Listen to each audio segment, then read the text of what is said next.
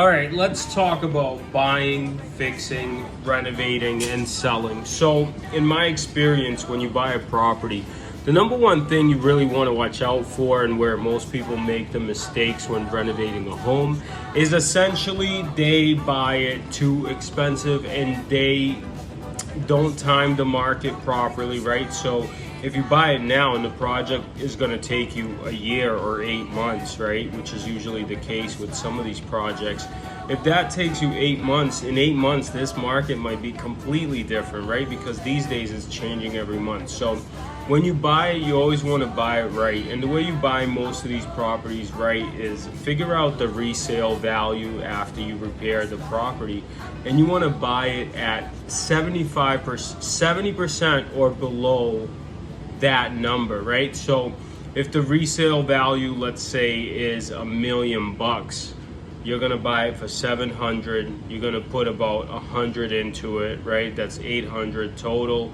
and then you got about 200 to play with.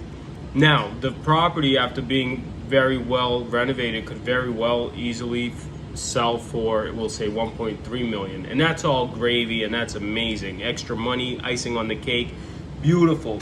But at least you didn't over leverage yourself. At least you didn't miscalculate, because sometimes we try to buy stuff and just make it work. The really good deals that you come across and the deals that make sense are usually bought at 70% or lower, right, of the after repair value. So just make sure, use that as a general rule of thumb, and depending on what it costs you per square foot to renovate, that's where you can have a lot of savings as well. Those are some of the things to consider when you're buying a property to fix and flip or rent.